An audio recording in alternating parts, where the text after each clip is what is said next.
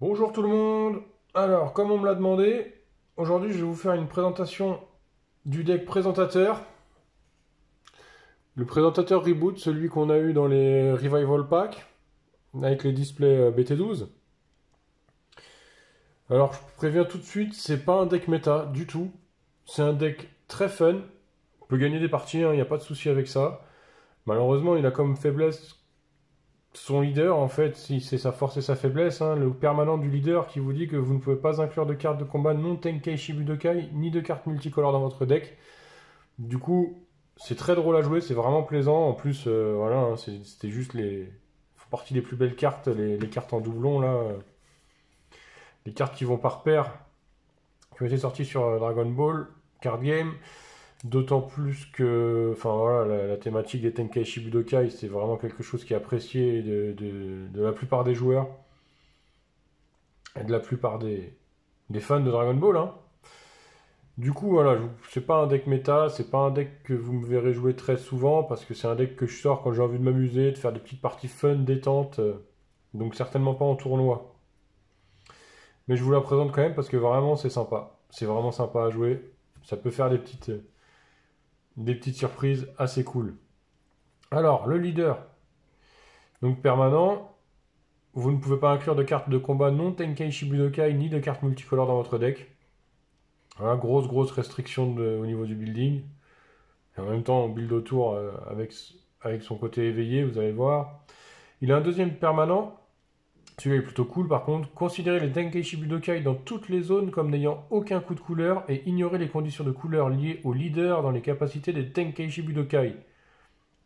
Du coup, on le verra, hein, on va s'en servir, mais si on a une carte qui dit si votre leader est un Tenkaichi Budokai vert, bah, le présentateur qui est noir, ça passe quand même. Et ensuite, de ce côté-là, après, c'est on ne peut plus classique. Auto, quand cette carte attaque, vous piochez une carte. Et éveil, quand votre total de points de vie est de 4 ou moins, vous pouvez passer jusqu'à 2 de vos sources d'énergie en mode action et tourner cette carte de l'autre côté. 10 000 de puissance. Voilà, très classique de son côté non éveillé. Il me semble que c'est quasiment le même, à part le deuxième permanent qui change un petit peu, mais sinon c'est quasiment le même que le présentateur d'origine, hein. Le côté non éveillé, alors déjà, je sais pas si ça va bien rendre à l'écran, mais voilà, vous le voyez là un petit peu, la carte est magnifique. C'est une carte striée, un petit peu gravée façon Pokémon. Elle est vraiment jolie. Alors, présentateur, le retour du pro du commentaire. Il est meilleur que moi. Bien meilleur. Il a toujours le même permanent. Considérez les Tenkaichi Budokai dans toutes les zones comme n'ayant aucun coup de couleur et ignorer les conditions de couleur liées au leader dans les capacités des Tenkaichi Budokai. Toujours la même auto. Quand cette carte attaque, piochez une carte. Il passe à 15 000 de puissance. Classique. Par contre, le gros plus de ce côté éveillé, c'est son activation principale. Une fois par tour, pour une énergie, choisissez un Tenkaichi Budokai dans votre zone de combat. Choisissez jusqu'à une carte de combat de votre main avec un nom de carte présent dans le texte de capacité de la carte choisie et jouez-la. Donc, pour ceux qui n'ont pas connu ou pour ceux qui s'en rappellent plus, les, cette extension c'était donc la Theme Booster 2, donc les Tenkaichi Budokai, jouaient énormément de cartes qui allaient par paire et qui déclenchaient des effets si vous aviez la paire, la paire en jeu, les deux cartes qui composaient le duo en jeu, elles déclenchaient des effets selon ce que c'était comme paire. On le verra dans le deck ce que j'ai mis. Voilà, donc ça, extrêmement fort. Et du coup, on va voir que moi je suis parti sur l'engine verte qui était absolument pas joué à l'époque parce que ça coûtait beaucoup trop cher en énergie, hein. On avait une des paires qui était à 3, ça va, mais l'autre paire elle coûtait 5 et du coup c'était pas joué parce que c'était beaucoup trop lent à arriver pour un effet fort mais beaucoup trop tardif en fait. Et bah grâce à ce présentateur à ce nouveau présentateur, bah, l'engine elle devient tout à fait jouable. Donc voilà pour le leader. Alors, une fois n'est pas coutume, j'ai commencé par l'engine défensive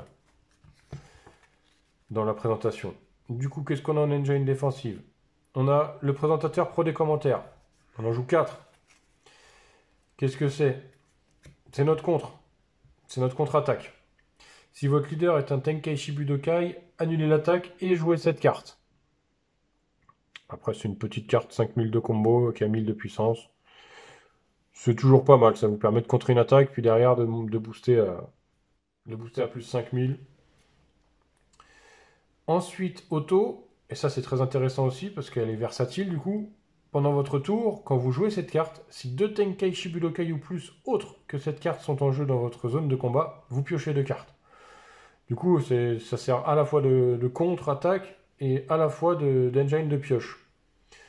D'où on la joue 4 fois. Voilà, pas grand chose d'autre à expliquer là-dessus. Ensuite, classique de chez classique, toujours aussi efficace, l'explosion de force. Contre-attaque, votre leader est noir, annulez l'attaque, choisissez jusqu'à une carte de combat noire depuis votre zone de dispersion ou votre dimension parallèle avec un coût d'énergie de 1 et rajoutez-la à votre main. Permanent étincelle 5, si vous avez 5 cartes en dispersion, 5 cartes ou plus en zone de dispersion, vous pouvez activer la capacité contre de cette carte depuis votre main en rajoutant une carte de vos points de vie à votre main au lieu de payer son coût en énergie. Je vais pas m'étendre plus, hein, tout le monde la connaît, c'est la classique, le contre du noir très très fort. Vous contrez avec, vous pouvez récupérer un présentateur pro des commentaires depuis votre dispersion ou votre deck, du coup, que vous ayez pioché ou quoi, ça vous rajoute de la pioche ou un contre en plus en main. Voilà, c'est du classique, c'est tout à fait honorable comme effet. On joue deux Mafuba-Chen. Le Mafuba-Chen, on le joue parce qu'on va jouer, on va voir qu'il y a un dieu dans le deck. Du coup, qu'est-ce que c'est le Mafuba-Chen? On a très peu vu cette carte-là, c'était les nouvelles cartes promo qui étaient arrivées avec les Power Boosters de TB2. Je sais plus quelle était la méta à l'époque. Qu'est-ce que c'est? C'est une contre-attaque, carte de combat. Annulez l'attaque. S'il y a un dieu vert en jeu dans votre zone de combat, placez cette carte et seulement cette carte sur la carte attaquante à la fin de votre tour suivant. Placez cette carte dans la zone de dispersion de son propriétaire. Tant que cette carte se trouve par-dessus une autre, cette dernière n'est plus considérée comme une carte de combat, il n'est plus possible d'activer ses capacités. Du coup, en gros, c'est un Mafuba, le Mafuba bleu que tout le monde connaît, mais voilà, pour un d'énergie avec la contrainte d'avoir besoin d'avoir un dieu en jeu. Et si vous n'avez pas de dieu en jeu et que vous êtes vraiment acculé, au pire, ça reste une contre-attaque. Carte de combat, bien sûr, mais vous annulez quand même une attaque avec. C'est juste que l'effet de Mafuba ne se fera pas s'il n'y a pas de dieu en jeu. Voilà, on en joue deux. Ensuite, 4 Senzu. Hein, 4 Senzu, je crois que c'est pareil, j'ai pas besoin d'expliquer ce que ça fait les Senzu. Hein. Activation combat, choisissez une de vos cartes, elle gagne plus 5000 de puissance pour toute la durée du tour, puis choisissez jusqu'à 2 de vos sources d'énergie et passez-les en mode action. On en joue 4, du coup pensez bien dans le deck à avoir une énergie bleue, c'est la seule chose à laquelle il faut faire gaffe dans ces énergies, pour le reste vous mettez un peu ce que vous voulez, puisque de toute façon ils n'ont pas de coup de couleur les Tenkaichi Budokai. Du coup il vous faudra aussi une bleue pour le haricot magique et une verte pour le Mafuba-Chen. Et après, vous faites ce que vous voulez avec vos énergies. On joue 4 Sangwon au paroxysme de sa force. Donc ça, c'est notre super combo. Les super combos Budokai de l'époque, hein, qui avaient pour particularité que si votre leader est un Tenkaichi Budokai et que votre total de points de vie est de 5 et non 4 pour les super combos classiques, elle gagne plus 10 000 de puissance de combo. Et vous piochez une carte. Hop, on en joue 4, classique. Ensuite, ce leader-là, il n'a pas d'auto-éveil. Du coup, on joue 4 pendons révélés. C'est de la classique. Quand cette carte attaque, vous pouvez choisir une carte de vos points de vie et la rajouter à votre main. Si vous faites ainsi, cette carte gagne plus 10 000 de puissance pour toute la durée du tour. Et deuxième auto, à la fin de votre tour, vous retournez cette carte dans la main de son propriétaire. C'est notre carte d'auto-éveil. Voilà, on en a besoin. Surtout, voire uniquement pour ça. Deuxième carte à 1, verte ce coup-ci. L'affrontement de Sangoku. Quand vous jouez cette carte, si votre leader est un Tenkaichi Budokai et que votre adversaire a 5 cartes ou plus dans sa main, votre adversaire choisit une carte de sa main et la place dans sa zone de dispersion. C'est un excellent T1. C'est vraiment un excellent T1. Si vous commencez que vous avez 6 cartes en main, bof, T1, vous jouez l'affrontement de Sangoku, votre adversaire il a toujours ses 6 cartes de départ en main, pas d'énergie, il peut rien faire, il va absolument pas répondre. Il va devoir défausser une carte avant même d'en avoir posé une sur son board. Voilà, c'est un très très bon T1. Alors, on va rentrer dans les engines de paire, justement. Qu'est-ce qu'on joue? On va jouer Vegeta Junior et Sangoku Junior, les successeurs héroïques. Donc, ils fonctionnent ensemble. Voilà, hein, quand je vous disais que les cartes duo, elles sont vraiment magnifiques. Celle-là particulièrement, c'est tellement dommage qu'on les a pas eu en foil. Alors, on joue 4 Vegeta, 2 Sangoku. Pourquoi 4 Vegeta et seulement 2 Goku?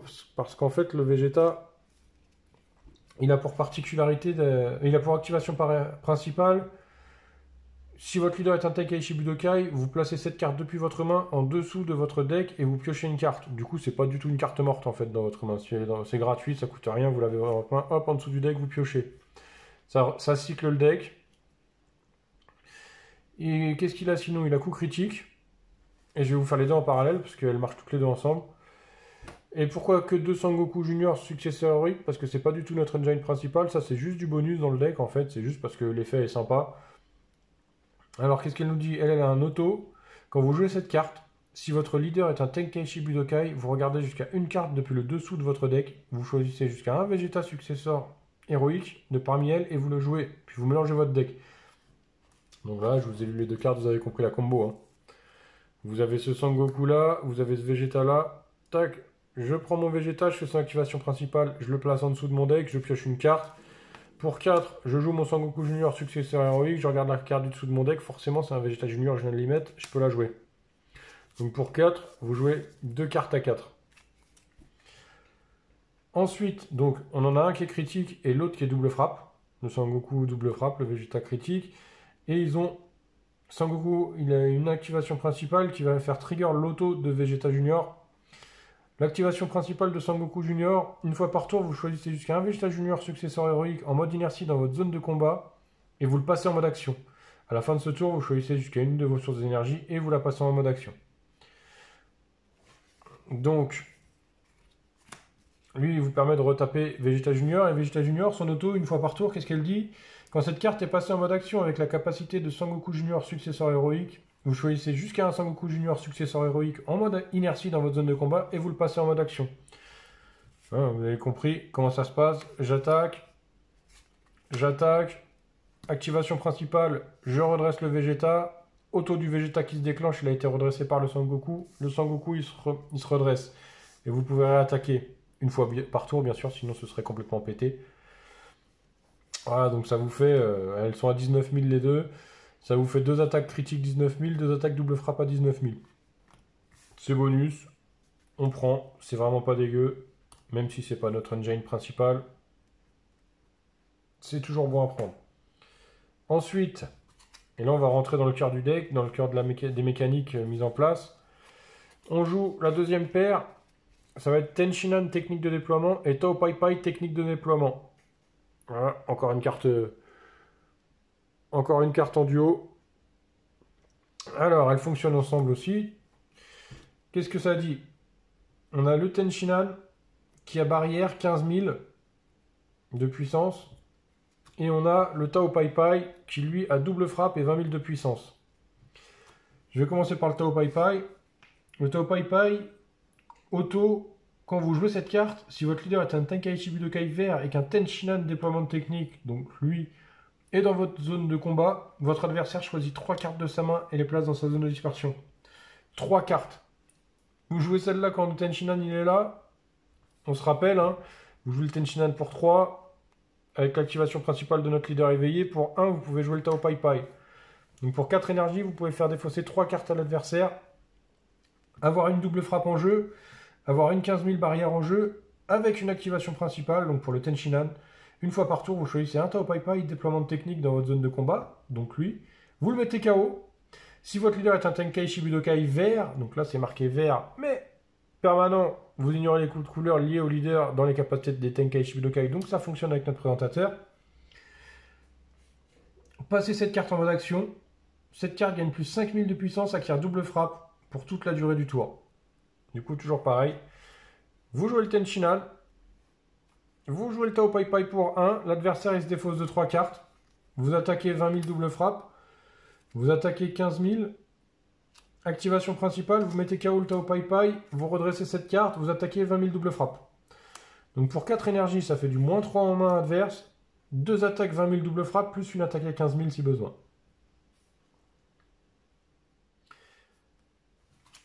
Troisième et dernière paire, le chêne, le dénouement prédestiné, qui va avec le Piccolo Junior, dénouement prédestiné. Bon, j'ai que les versions SR, j'ai pas les versions SPR, mais les versions SPR sont aussi des cartes en paire qui vont, enfin, des cartes dont le dessin se raccorde. Les versions SR, c'est pas le cas, c'est un peu dommage, mais bon, tant pis. Alors, donc les deux marchent en duo, on va faire comme tout à l'heure. Le chêne, il se joue pour 3 énergies, il a 15 000 de puissance, il a barrière, et il a une auto qui dit quand un Piccolo Junior dénouement prédestiné est joué depuis votre main, si votre leader est un Tenkaichi Budokai vert, cette carte gagne plus 10 000 de puissance et acquiert coup critique pour toute la durée du tour. Votre adversaire choisit 3 cartes de sa main et les place dans sa zone de dispersion. Vous ne pouvez pas placer de cartes de la main de votre adversaire dans sa zone de dispersion avec la capacité de chaîne dénouement prédestiné pour toute la durée du tour. C'est-à-dire qu'on peut le faire qu'une fois par tour de faire défausser l'adversaire avec l'Engine Chain Piccolo. C'est déjà assez fort, hein, ça fait encore 3 cartes en moins dans la main adverse.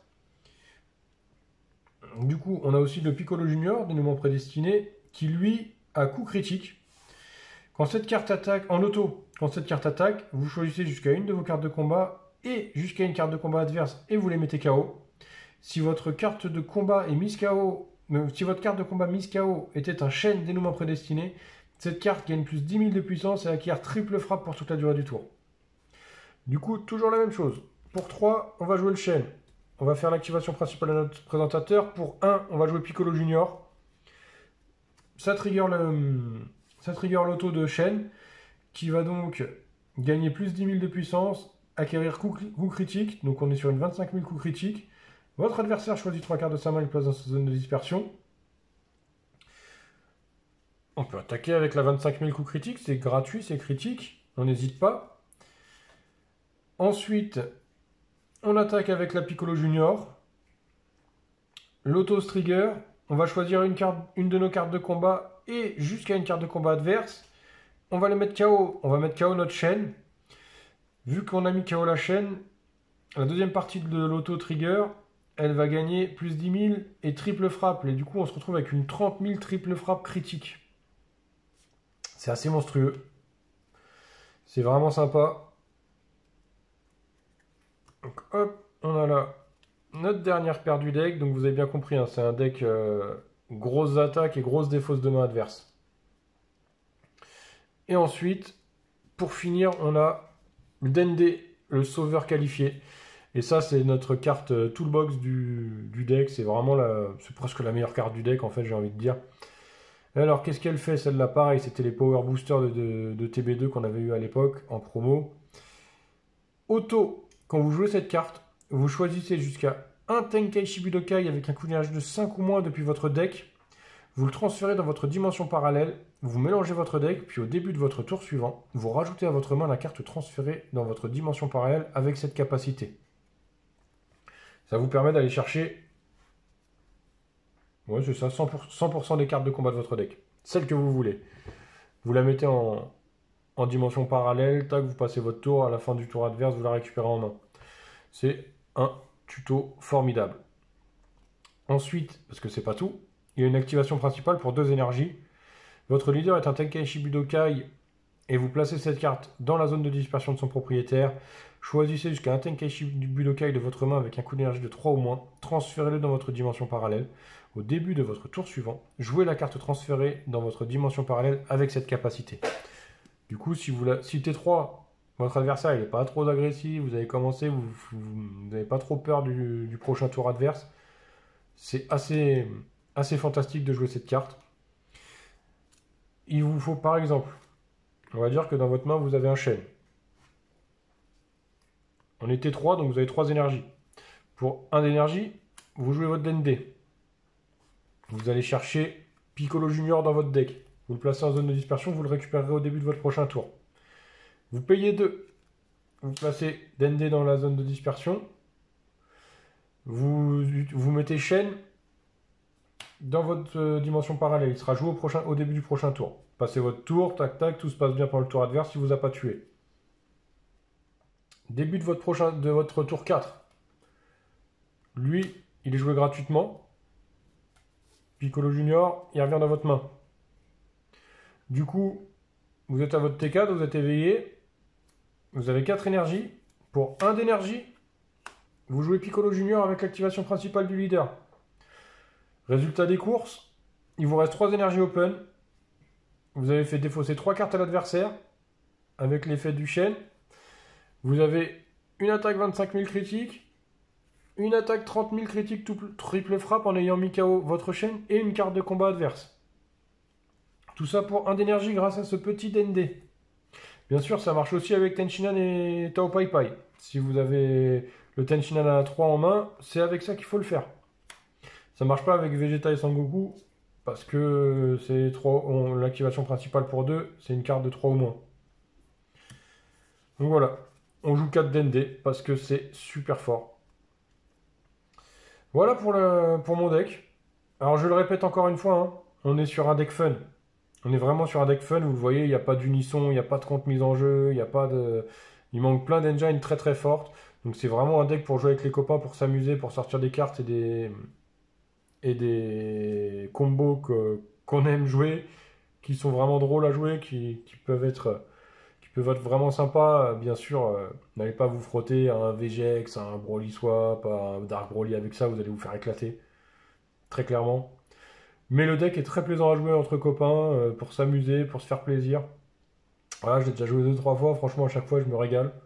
Même si, j'ai gagné déjà avec, j'ai perdu aussi avec, mais je me régale à chaque fois. Parce que c'est très plaisant à jouer et puis que ça fait plaisir de sortir un petit peu de la méta de temps en temps. Voilà, j'espère que la decklist vous aura plu. J'espère que ça vous aura donné envie d'essayer. Si vous avez les cartes, en plus c'est un deck qui coûte que dalle, hein. Ça coûte vraiment que dalle. La carte la plus chère du deck, c'est le leader. Après le reste, franchement, même les DND, je crois qu'ils sont tombés. Ils étaient chers, très chers quand ils sont sortis, mais ils sont tombés vraiment très très bas dans les prix.